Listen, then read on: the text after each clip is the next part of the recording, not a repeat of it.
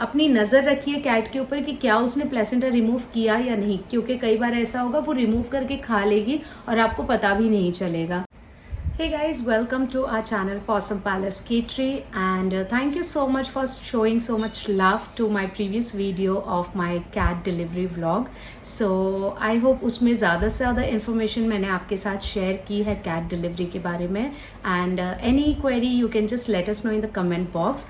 और जैसे कि मैंने अपने previous video में आपको बोला था कि मैं आपको प्लासेंटा के बारे में बताऊँगी कि प्लासेंटा को घर पे रखना चाहिए या नहीं, या उसे कैट को खाने देना चाहिए या नहीं।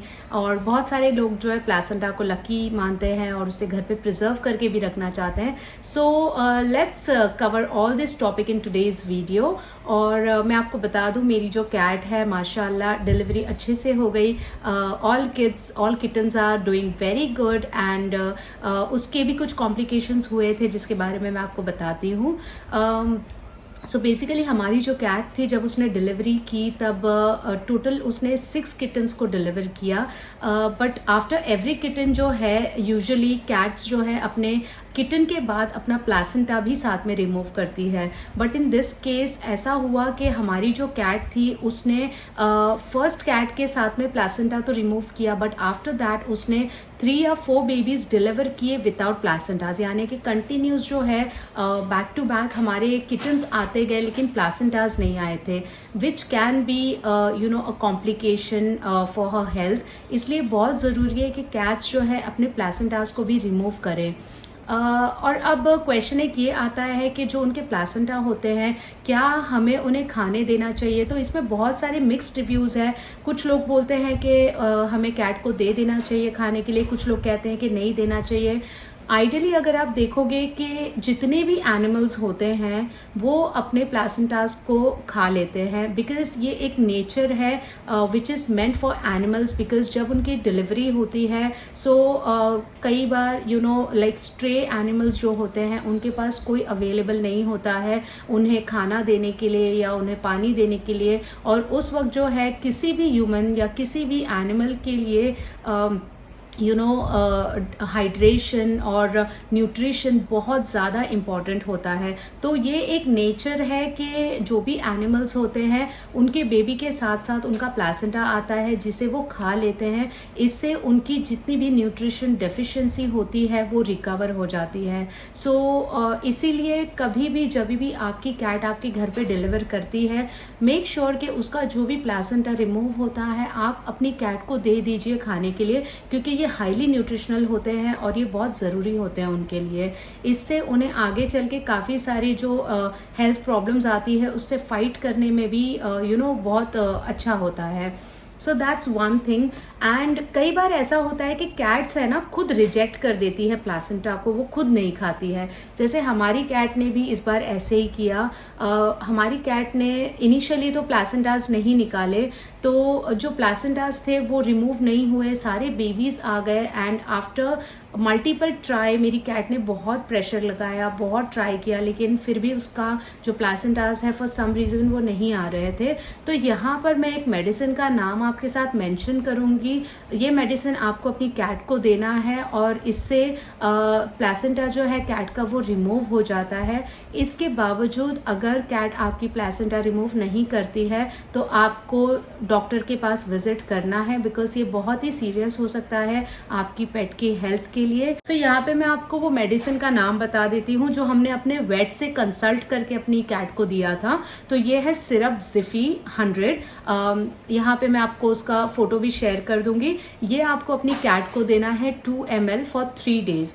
अगर आपकी कैट ये सिरप लेने के बाद भी, मैं आपसे नहीं कहूँगी कि आप 3 days तक भी वेट कीजिए, you can wait for a day और 2। अगर फिर भी आपकी कैट ने प्लासेंटा रिमूव नहीं किया है तो you have to visit to a pet as early as possible. But हमारी जो कैट है हमने इसे ये सिरप दे दिया था रात में ही। हमारी कैट की डिलीवरी शाम को हुई और रात में हमने अपने डॉक्टर से कंसल्ट करके अपनी कैट को ये सिरप दे दिया था, जिससे उसने सुबह तक अपने सारे प्लासेंटास एक के बाद एक जस्ट लाइक किटन्स उसने सारे प्लासेंटास डिलीवर कर दिए थे, सारे प्लासेंटास बाहर निकाल दिए। सो इस बार जो थे स्टार्टिंग में एक ही प्लासेंटा मेरी कैट ने खाया था जो उसने फर्स्ट बेबी के साथ रिमूव किया था, और बाकी के जो प्लासेंटास थे वो मेरे पास बच गए। सो मेरे लिए भी ये फर्स्ट एक्सपीरियंस था प्लासेंटा को प्रिजर्व करके रखने का, क्योंकि काफ़ी लोगों ने बोला था इसे रखना अच्छा होता है, ये है वो है, ऑल मिक्स्ड रिव्यूज़, बट मैंने ऐसा कुछ थॉट नहीं सोचा। तो अब इसके ऊपर आते हैं कि क्या ये लकी होता है या नहीं होता है। सो गाइज, मैं ऐसा मानती हूँ कि कोई भी चीज़ अगर आप घर पे रखने से आपको एक पॉजिटिव वाइब देती है, अगर वो चीज़ आपके जहन में थोड़ी सी पॉजिटिविटी लाती है कि हाँ इस चीज़ की वजह से हमारे घर में सब कुछ अच्छा चलेगा या अच्छा चल रहा है, तो आई थिंक सो आप उस चीज़ को रखिए। इसमें कोई बुराई नहीं है। हमने अल्लाह ताला को नहीं देखा, फिर भी हम आंख बंद करके भरोसा करते हैं कि नहीं, हमारी जितनी भी मुश्किल है अल्लाह आसान करेंगे। तो ऐसे ही बहुत सारी चीज़ें होती है जिसके घर में रहने से हमें एक पॉजिटिव वाइब्स आती है। तो वैसे ही मैंने प्लासेंटा को इस बार यही सोच के रखा कि ठीक है, जो भी है वी विल सी, और अगर कोई मुझसे मांगेगा तो मैं उसे दे भी दूंगी। मुझे ऐसा कुछ ये नहीं है। बहुत सारे लोग बोलते भी हैं कि आपके घर पे कैट्स है तो आपकी कैट्स डिलीवर करती होंगी, तो वो बिल्ली का जो छाल निकलती है, क्या आप वो हमको दोगे? तो डेफिनेटली मैं, अगर मेरे पास होंगे तो मैं ज़रूर दूंगी, क्योंकि अगर लोगों को उस छोटी सी चीज़ से एक पॉजिटिव वाइब्स आती है, एक छोटी सी चीज़ से एक उम्मीद होती है, तो उसमें कोई बुराई नहीं है। एंड ये हमारी एक पेट, हमारे घर का जो बच्चा है उसी की चीज़ है, तो उसे रखने में और खुशी होती है। तो मैंने प्लासेंटा को कैसे प्रिजर्व किया मैं आपको बताती हूँ। मेरा भी एक्सपीरियंस थोड़ा सा ऊपर नीचे रहा, क्योंकि फर्स्ट टाइम मैंने भी प्लासेंटास को रखा। इससे पहले जब मेरी कैट ने डिलीवर किए थे बेबीज, तो उसने सारे प्लासेंटास खा लिए थे, सिर्फ एक बच गया था तो वो हमने फेंक दिया था। लेकिन इस बार जो है, क्योंकि मेरी कैट ने बाद में सारे प्लासेंटास रिमूव किए, तो वो सारे के सारे रह गए थे और फिर कैट ने उसको बिल्कुल रिजेक्ट कर दिया था। तो मैंने कैसे प्रिजर्व किया मैं आपको बताती हूँ। मैं आज मेरी किटन्स जो है वो हो गए हैं माशाल्लाह 20 डेज़ के। तो 20 डेज़ के बाद आज ये मैं आपके सामने ओपन कर रही हूँ। बीच में मैंने इसे एक बार ओपन किया था, एक दो बार ओपन किया था, लेकिन आज ये मैं आपके सामने ओपन करके आपको दिखाती हूँ कि ये पूरी तरह से ड्राई होने के बाद कैसा लगता है। ऑफ कोर्स ये अच्छा तो नहीं दिखेगा, क्योंकि ये कोई एक देखा जाए तो एक मीट का ही टुकड़ा है, तो ऑब्वियसली ये अच्छा नहीं दिखेगा। लेकिन ये पूरी तरह से ड्राई हो चुका है, इसमें बिल्कुल भी कोई कीड़े नहीं है, कोई इंसेक्ट्स नहीं है। और मैंने इसके ऊपर, आप देखोगे ये जो आपको डस्ट दिख रहा है, तो ये जो है ना, ये मैंने इसके ऊपर थोड़ा सा ऊद का जो चूरा होता है, ऊद या अगरबत्ती का जो चूरा होता है, वो मैंने इस पे डाला था ताकि इसमें खुशबू बनी रहे। और माशाल्लाह सच में इसमें बहुत प्यारी खुशबू आती है, क्योंकि मुझे डर था कि ये एक मीट का टुकड़ा है तो इसमें से स्मेल आएगी, ये एक फ्लैश है तो ऑब्वियसली इसमें से कोई स्मेल आएगी। तो वो अवॉइड करने के लिए मैंने बस ऐसे ही दिमाग में आया तो मैंने डाल दिया, and it worked for me. तो मैं आपको बता देती हूँ कि मैंने क्या क्या चैलेंजेस फेस किए थे प्लासेंटा को सेव करते वक्त, और आपको क्या क्या चीज़ें नहीं करनी है। तो सबसे पहली बात, मेरे पास थे टोटल 4 प्लासेंटास, जिसमें से मेरे पास अभी सिर्फ एक ही बचा है, क्योंकि शुरुआत में मैंने गलती की। जब कैट ने बेबी डिलीवर किए उस दिन बहुत अच्छी धूप थी, और उस दिन मतलब अगले दिन बहुत अच्छी धूप थी, समर चल रहा था, तो मैंने उसे इसी प्लेट में डालकर, चारों प्लासेंटास को डालकर बाहर धूप में रख दिया था सूखने के लिए। अनफॉर्चुनेटली अगले ही दिन से बारिश हो गई, जिसकी वजह से जो प्लासेंटास थे वो गीले भी हो गए, मॉइस्चर पकड़ लिया उसमें। तो फिर मैंने एक सोचा कि अब उसको क्या करूँ, तो फिर मैंने उसे ऐसे ही एक कपड़े में बांध के अपने घर के अंदर रख दिया था, थोड़े हाइट के ऊपर, ताकि फ़ैन की हवा लगने से वो सूख जाएंगे। तो जब मैंने उसे फ़ैन की हवा लगने के लिए रखा, उसके 2 दिन के बाद जब मैंने उसे ओपन करके देखा तो उसमें बहुत बड़े बड़े कीड़े हो गए थे, और आधे से ज़्यादा फ्लैश वो खा चुके थे। तो बहुत ही गंदा नज़ारा था, तो मेरा दिल किया कि मैं उसे फेंक दूँ। तो मैंने उसे वॉश बेसिन में डाल के जो है पानी टैप चालू कर दिया, जिससे सारे इंसेक्ट जितने भी थे वो सारे चले गए। और फिर लास्ट में मैंने देखा एक प्लेसेंटा अलग से ये वाला जो था वो बचा हुआ है। तो मैंने सोचा अब इसे मैं कैसे बचाऊं। तो फिर मैंने जो वो प्लेसेंटा था उसे अच्छे से पानी से धो लिया।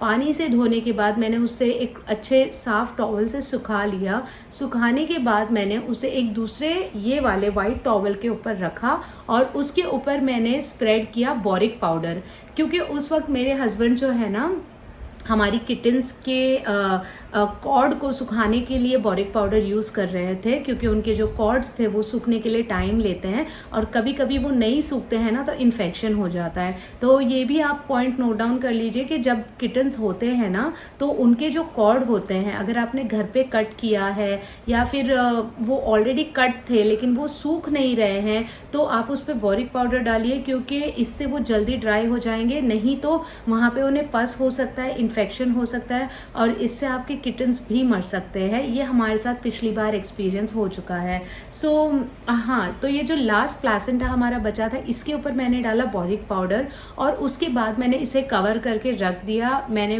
कहा अब जो होगा अल्लाह भरोसे देखा जाएगा। रखने के बाद आई थिंक मैंने 1 हफ्ते के बाद इसे निकाला तो ये बहुत ही अच्छे से सूख चुका था, बहुत ही अच्छे से ड्राई हो चुका था। लेकिन जैसे कि मैंने आपको बताया ये एक फ्लैश का टुकड़ा है, एक मीट का टुकड़ा है, तो इसमें से स्मेल आ रही थी उस वक्त, लेकिन बिल्कुल चींटियाँ नहीं लगी थी, ना इंसेक्ट ना कुछ भी नहीं लगे थे।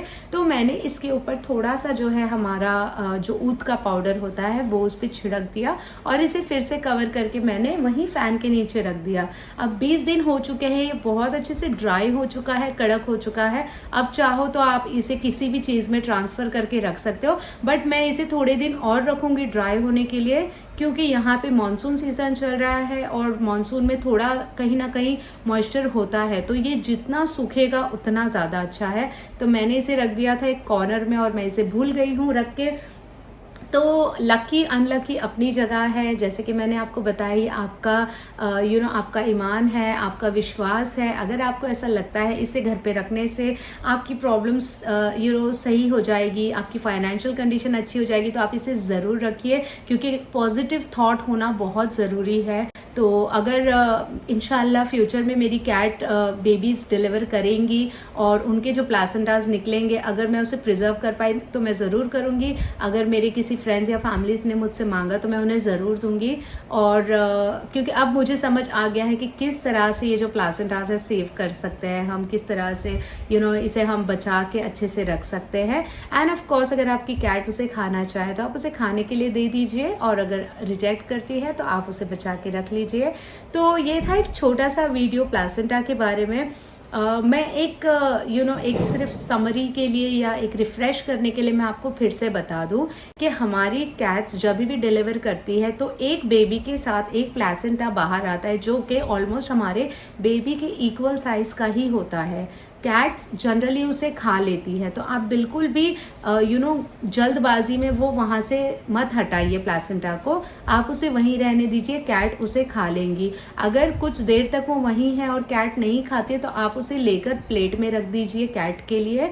अगर वो खाती है तो ठीक है, वरना आप उसे वहीं रहने दीजिए। जब तक आपकी कैट सारे बेबीज़ डिलीवर कर देती है आप प्लेसेंटास को जमा करते रहिए, वहाँ से आप हटाइए मत। उसके बाद अगर आपकी कैट ने सारे प्लेसेंटास निकाल दिए, जितने बेबीज़ होंगे उतने ही प्लेसेंटास भी होंगे। तो अगर आपकी कैट ने 6 बेबीज़ के बाद 6 प्लेसेंटास निकाल दिए then it's a healthy normal delivery. लेकिन अगर आपकी कैट कभी प्लेसेंटा नहीं निकालती है तो आपको उसे मेडिकेशन देना है। मेडिसिन का नाम मैं ऑलरेडी मेंशन कर चुकी हूँ।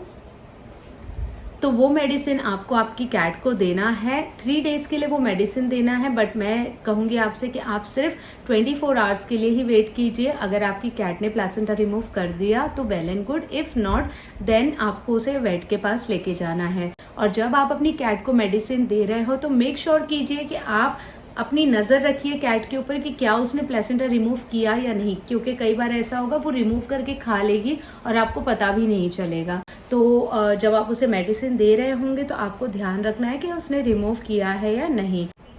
और प्लेसेंटा बाहर आ जाने के बाद में अगर आप उसे रखना चाहते हो तो आपको सबसे पहले प्लेसेंटा को अच्छे से वॉश कर लेना है, उस पे से सारा ब्लड, पानी जो भी है सारा अच्छे से धो लेना है, जेंटली वॉश करना है। वॉश करने के बाद आपको उसे ड्राई कर लेना है, पैड ड्राई करना है। पैड ड्राई करने के बाद आप उसे एक साफ कपड़े के ऊपर रखेंगे और उसके ऊपर बोरिक पाउडर डाल के उसे कवर करके किसी हवा वाली जगह पे या फिर धूप में रखेंगे फुल्ली ड्राई होने के लिए।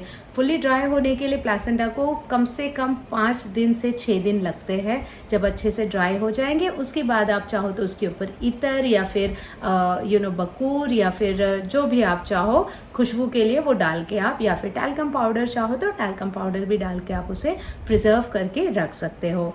That's all for today guys. So अगर आपको ये वीडियो अच्छा लगा होगा तो लाइक और शेयर ज़रूर करना, and I will see you next time. Bye bye.